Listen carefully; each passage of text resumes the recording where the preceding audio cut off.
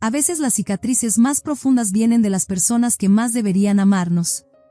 Nunca esperé que mi madre exigiera mi riñón, ni descubrir que toda mi infancia había sido construida sobre mentiras. Pero déjenme empezar desde el principio, porque esta historia cambió todo lo que creía saber sobre la familia.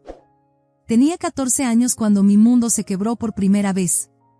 En un minuto, mi papá iba camino a casa del trabajo. Al siguiente, corríamos hacia el hospital, nuestros corazones latiendo contra la cruda realidad de las luces fluorescentes y los pasillos con olor a antiséptico. Un conductor ebrio se había pasado un semáforo en rojo, y en ese segundo, el futuro de nuestra familia se hizo añicos como el parabrisas del auto de mi padre. Papá resistió 3 días. 3 días de máquinas pitando, oraciones susurradas, y ver a mi hermana Paloma de 9 años tratando de entender por qué papá no despertaba. Cuando finalmente se fue, algo en mi madre se rompió, algo que nunca sanaría verdaderamente. Nunca me volveré a casar, sollozó mamá en la sala de mis abuelos, con lágrimas corriendo por su rostro. Nunca habrá otro hombre como Gabriel. Esas palabras volverían para atormentarme años después, pero en ese momento, solo pensé que estaba de luto. Mis abuelos, los padres de papá, se convirtieron en nuestros salvavidas. Nos abrieron las puertas de su casa, se aseguraron de que tuviéramos todo lo que necesitábamos, incluso le enviaban cheques mensuales a mamá para que no tuviera que trabajar. Pero cuando la niebla del dolor inmediato comenzó a disiparse, algo más tomó su lugar, algo que no podía nombrar al principio, pero que sentía en cada fibra de mi ser. Empezó con pequeñas cosas. Durante las compras de regreso a clases, Paloma recibía 5 conjuntos nuevos mientras a mí me decían que me conformara con la ropa del año anterior. En la cena, mamá automáticamente le daba a Paloma la pieza más grande de pollo o la última galleta. Pequeños momentos, diminutas desigualdades que se acumulaban como sedimento en un río, cambiando lentamente su curso. Recuerdo el día que pedí unirme a la banda escolar. Mi corazón estaba puesto en aprender la flauta, y había practicado mi discurso para mamá durante semanas. Su respuesta llegó rápida y desdeñosa: «Ay, mi amor, simplemente no podemos pagar el alquiler del instrumento ahora mismo». Pero cuando Paloma mencionó que quería clases de baile la semana siguiente, el rostro de mamá se iluminó como en Navidad. «Por supuesto, mi cielo. Necesitamos nutrir tus talentos». Lo extraño era que, a través de todo esto, Paloma nunca se convirtió en la hermana consentida que uno podría esperar. Era mi aliada en ese cambiante paisaje del favoritismo de mamá. Cuando recibía cosas nuevas, siempre trataba de compartirlas conmigo. Si mamá desestimaba mis logros, Paloma era la primera en celebrarlos. Nos convertimos en un equipo, encontrando fortaleza la una en la otra mientras navegábamos las agitadas aguas del amor desigual de mamá. Todavía puedo imaginar esas tardes en nuestro dormitorio compartido, Paloma practicando sus rutinas de baile mientras yo tocaba mi flauta dulce barata, comprada con el dinero de la mesada que había ahorrado cuidadosamente ya que no pude unirme a la banda. Ella giraba y saltaba, luego se detenía para aplaudir mis simples melodías, sus ojos brillando con orgullo genuino. «Te estás volviendo muy buena, Amalia», decía, y por un momento, la indiferencia de mamá no importaba tanto.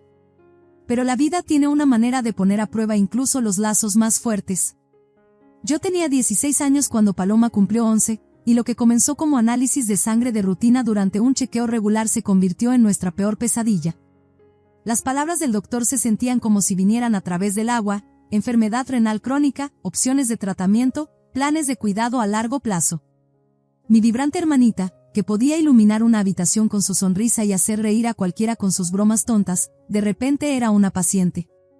El diagnóstico nos acercó aún más, aunque mamá parecía olvidar que yo existía por completo. Mientras ella pasaba horas investigando tratamientos y hablando con doctores, yo me sentaba con Paloma durante sus citas. Jugábamos cartas, inventábamos historias ridículas sobre los otros pacientes, y planeábamos todas las aventuras que tendríamos una vez que se sintiera mejor. Nos reíamos de la horrible comida del hospital y creábamos rankings elaborados sobre cuáles sabores de gelatina eran los menos ofensivos. Mamá pasaba horas discutiendo el tratamiento de Paloma con los doctores, olvidando completamente que yo estaba en la habitación. Cuando me reconocía, usualmente era solo para mandarme a traer algo para Paloma o para decirme que hiciera menos ruido. Pero yo entendía o creía que entendía. Paloma estaba enferma. Ella necesitaba la atención más que yo. Para cuando me gradué de la preparatoria, Había aprendido a vivir siendo la segunda mejor. Mis calificaciones fueron lo suficientemente buenas para ganar una beca parcial para una universidad en otro estado, y una vez más, mis abuelos intervinieron, ofreciendo cubrir el resto de mi matrícula y gastos. Mamá apenas llegó a mi ceremonia de graduación, arribando tarde porque Paloma tenía una cita con el doctor esa mañana.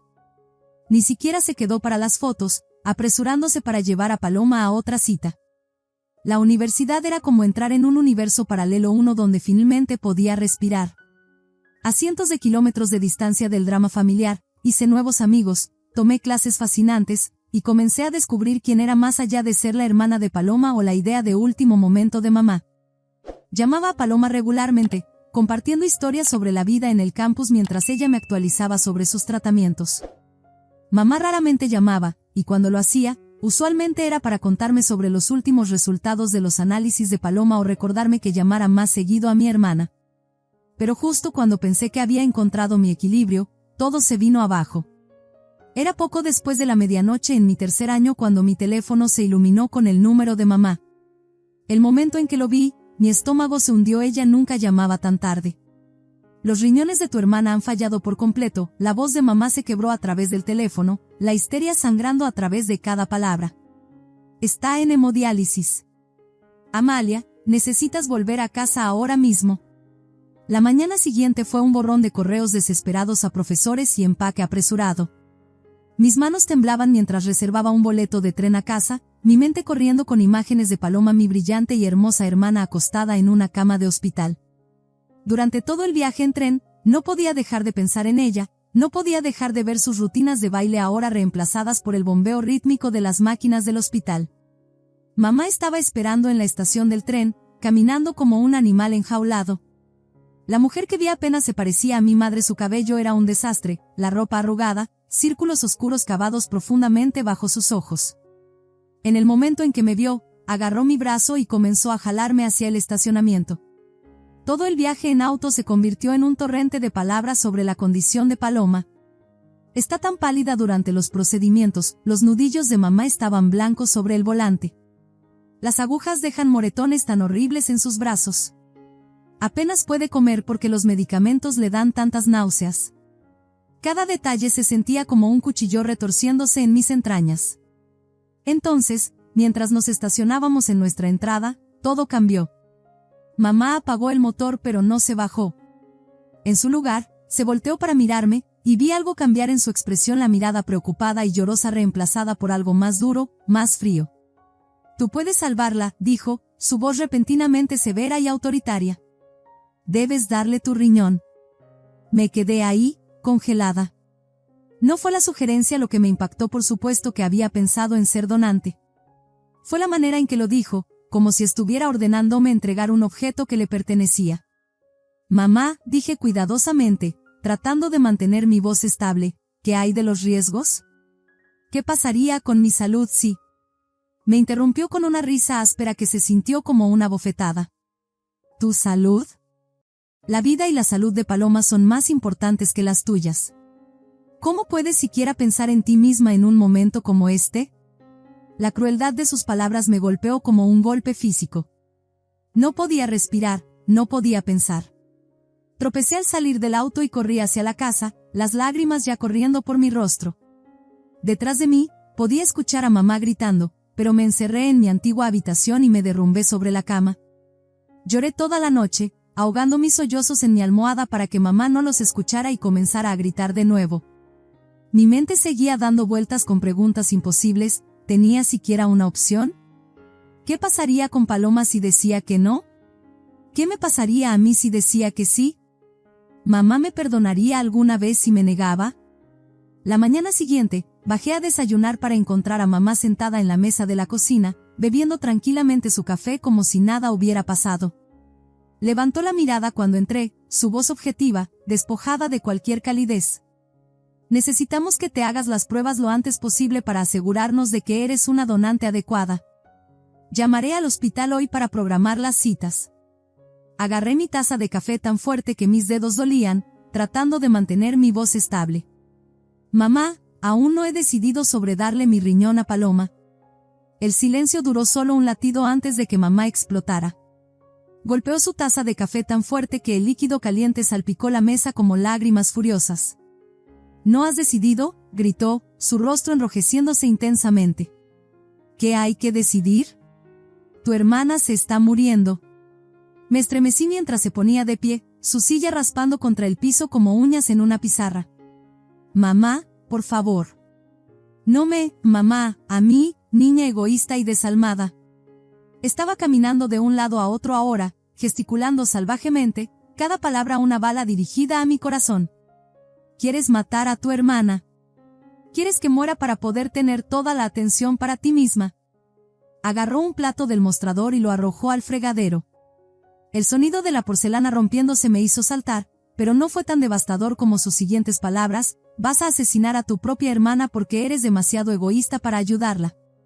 Mis manos temblaban tanto que apenas podía funcionar, pero de alguna manera logré correr escaleras arriba hasta mi habitación.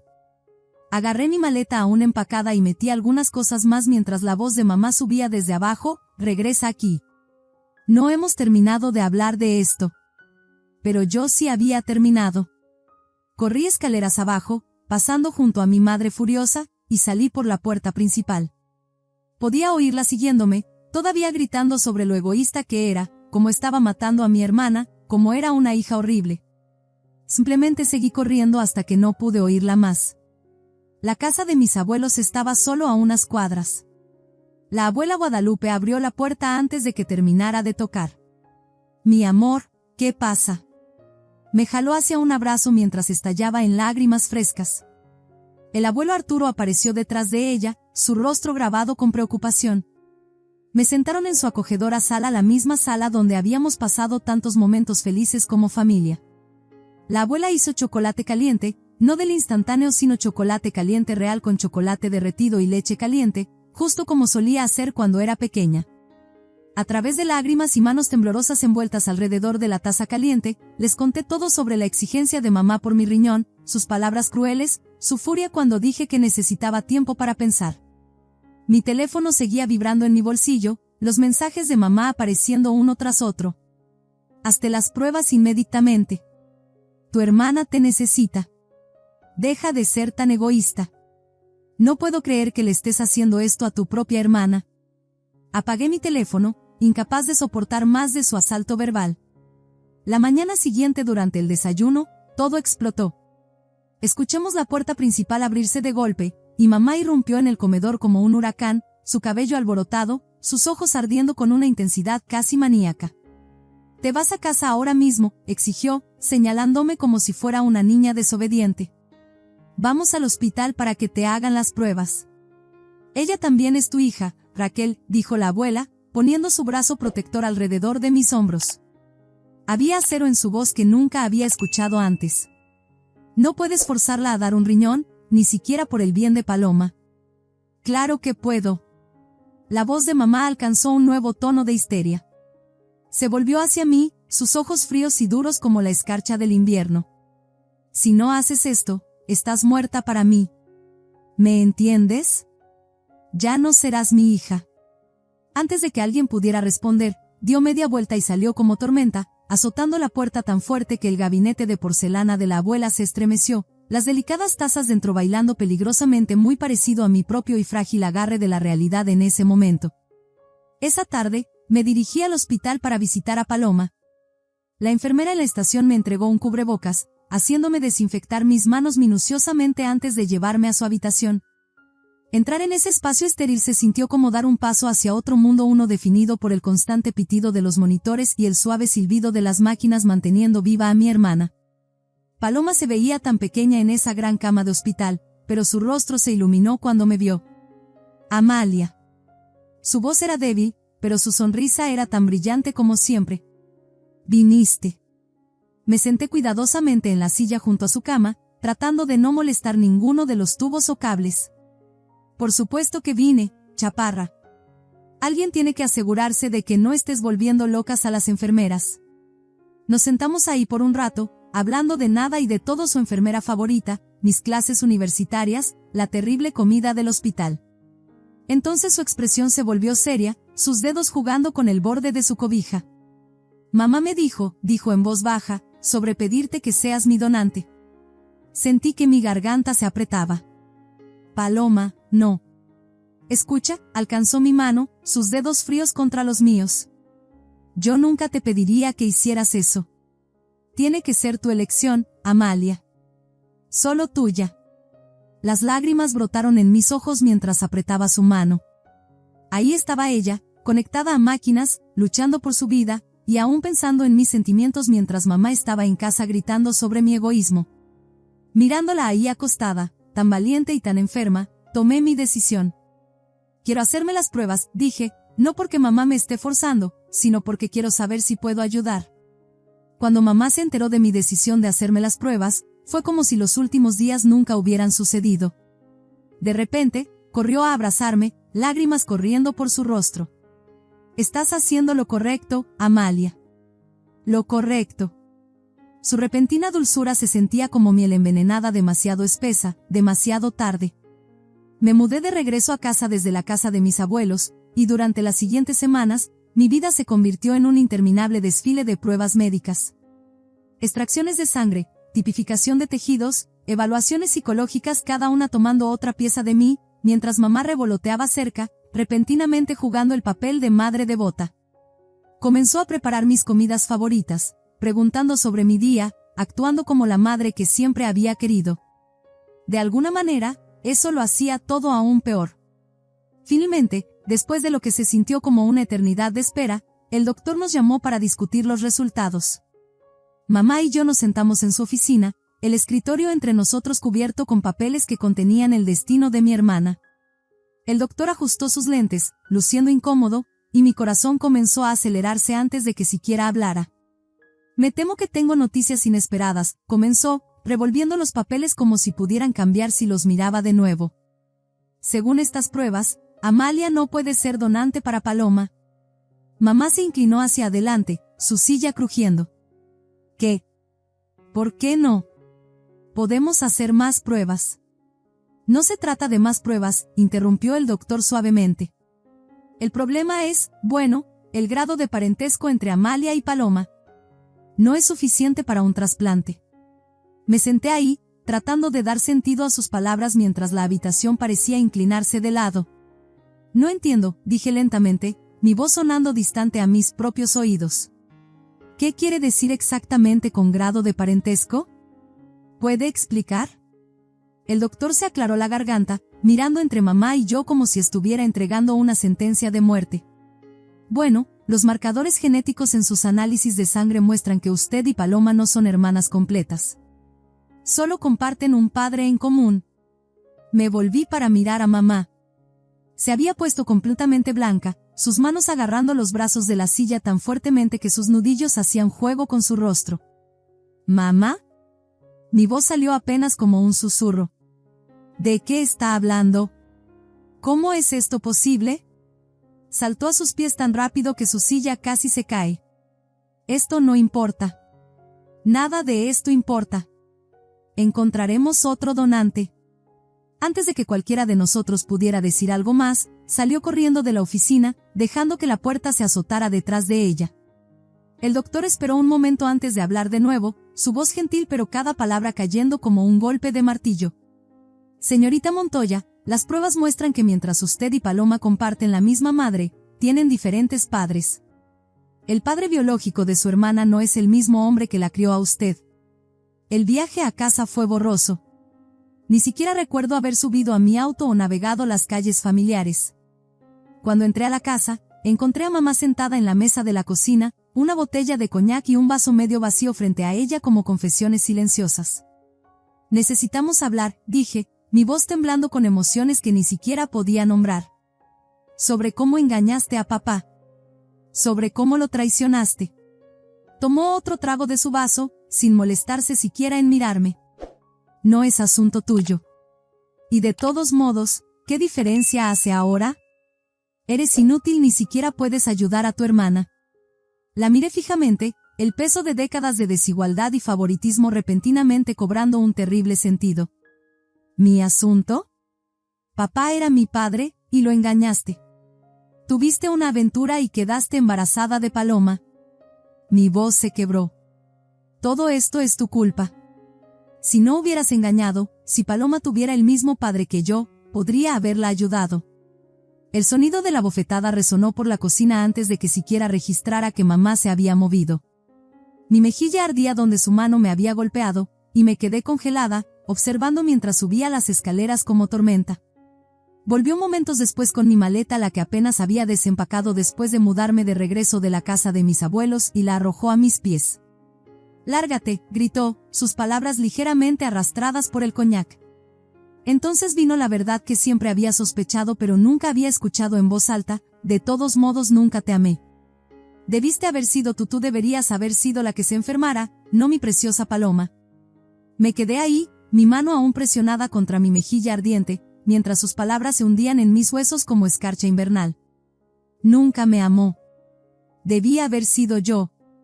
La verdad que había sentido en cada logro ignorado, cada «te amo» faltante, cada momento de ser menos que, finalmente dicha en voz alta. Sin decir una palabra, recogí mi maleta. Mamá todavía estaba gritando, pero sus palabras se habían convertido en ruido sin sentido, solo la banda sonora del final de algo que debería haber reconocido años atrás. Salí por la puerta principal, cerrándola detrás de mí, cortando su voz a media frase. Me encontré de nuevo en el umbral de mis abuelos, lágrimas corriendo por mi rostro. Esta vez cuando la abuela abrió la puerta, ni siquiera pude hablar.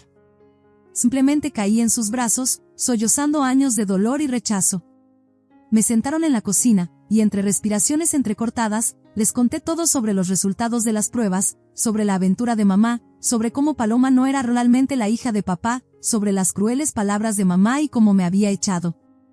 El rostro de la abuela se endureció con cada palabra mientras el abuelo se sentaba completamente quieto, su café enfriándose y olvidado frente a él. Cuando terminé, el silencio en la cocina era ensordecedor, pesado con décadas de secretos finalmente salidos a la luz. «Nosotros nos encargaremos de esto», dijo la abuela firmemente, alcanzando el teléfono. Y lo hizo. Estaba desayunando la mañana siguiente cuando la abuela hizo la llamada, poniéndola en altavoz para que el abuelo también pudiera escuchar.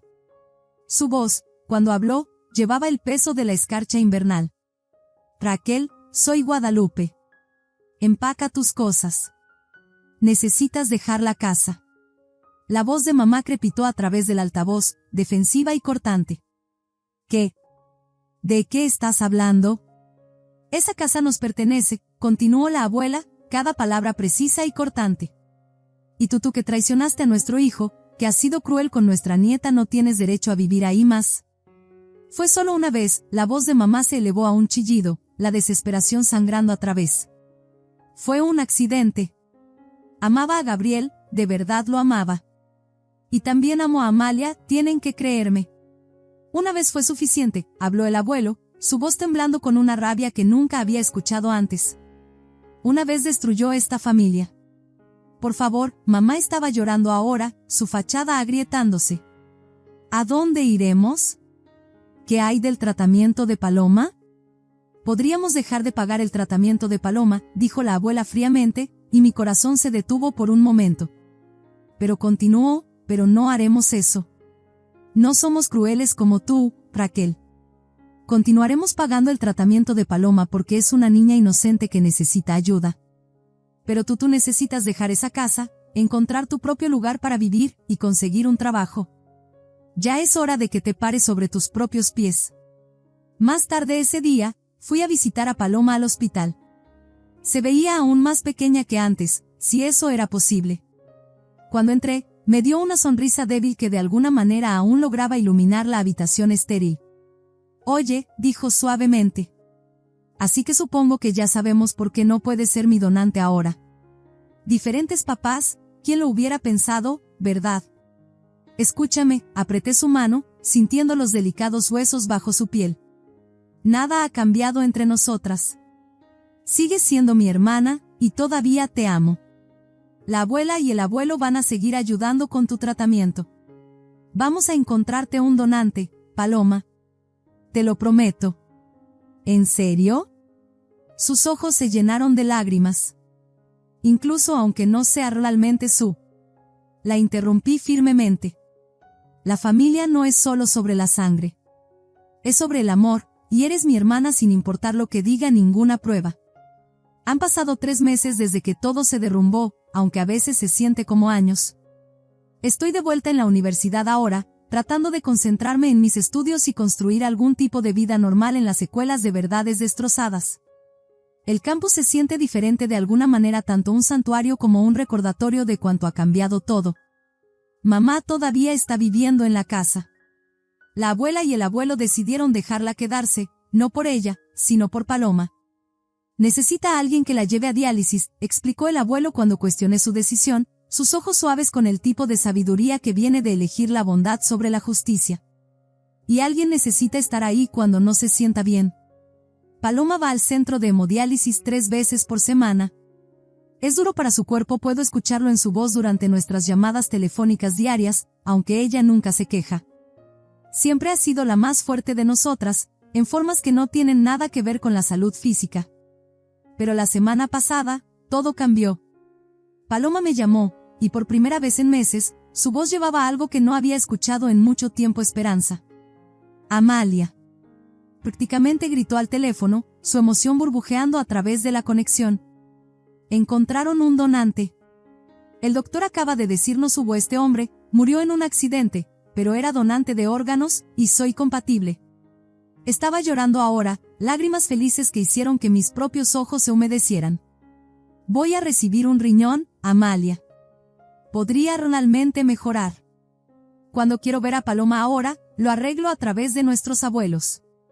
Ella viene a su casa, y pasamos tiempo juntas ahí, lejos de mamá. La abuela todavía nos hace chocolate caliente del verdadero y el abuelo cuenta chistes terribles que hacen que Paloma se ría hasta que tiene que sostener sus costados. La tratan con tanta amabilidad, aunque saben que no es su nieta biológica. Es solo una niña, dijo la abuela una vez cuando lo mencioné, su voz suave con la misma compasión que la hizo recibirme esa terrible noche. Nada de esto es su culpa. Me llevaron aparte la semana pasada, sin embargo, después de que Paloma se había ido a casa. Necesitamos hablar de algo serio, dijo el abuelo, sentándome en su estudio. Sobre nuestro testamento. Comencé a protestar, pero él levantó su mano. Necesitas saber esto. Todo lo que tenemos, la casa, nuestros ahorros, todo va a ser para ti, Amalia. Solo para ti. Pero Paloma, comencé, mi corazón doliendo por mi hermana. Paloma no es nuestra nieta, dijo la abuela suavemente. Sin embargo, una vez que sea tuyo, puedes hacer lo que quieras con ello. Si quieres compartir con tu hermana, esa será tu elección. Hablando de mamá, me llamó ayer. Casi no contesté, pero algo me hizo tomar la llamada, tal vez ese último hilo de esperanza que nunca se rompe por completo, sin importar qué tan deshilachado se vuelva. Amalia, su voz era pequeña, vacilante, tan diferente de la mujer que me había abofeteado en esa cocina. Necesito tu ayuda. ¿Podrías hablar con tus abuelos? ¿Pedirles que me dejen quedarme en la casa permanentemente? Sé que si tú les pidieras. No. Mi voz fue firme, final, la voz de alguien que finalmente había aprendido la diferencia entre el perdón y la permisividad. No lo haré.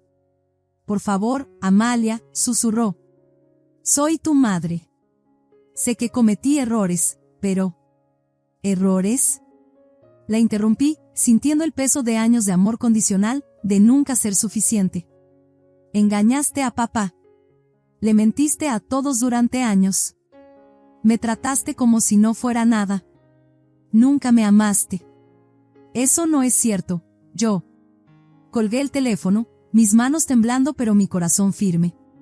Tal vez algún día la perdone. Tal vez algún día el dolor de su traición no se sentirá como un cuchillo retorciéndose en mi pecho. Pero no hoy. Hoy, me estoy enfocando en el próximo trasplante de Paloma, en mis estudios, en construir una vida que no esté definida por las decisiones de mi madre. Estoy aprendiendo que la familia no siempre es quien te cría, a veces son los abuelos que hacen chocolate caliente real y cuentan chistes malos, la hermana que comparte sus juguetes incluso cuando recibe más que tú, el padre que te amó completamente por el corto tiempo que tuvo. Y lo más importante, estoy aprendiendo que a veces los momentos más difíciles en la vida nos llevan exactamente a donde necesitamos estar. Nos enseñan quiénes somos realmente, de qué somos capaces, y quién verdaderamente merece un lugar en nuestros corazones. La cirugía de Paloma está programada para la próxima semana. Cuando la visito ahora, veo esperanza en sus ojos en lugar de agotamiento. Ya está hablando sobre volver a las clases de baile, sobre todas las cosas que quiere hacer cuando esté mejor. Y estaré ahí para cada paso de su recuperación, no porque alguien me esté forzando, sino porque así es como se ve el amor verdadero incondicional, sin exigencias, y libremente dado. A veces la gente me pregunta si me arrepiento de haber descubierto la verdad. Pero, ¿cómo puedes arrepentirte de algo que finalmente te libera? Sí, la verdad destrozó mi familia, pero de esos pedazos rotos, estoy construyendo algo más fuerte, algo real. Y esta vez, yo elijo quien pertenece a mi historia.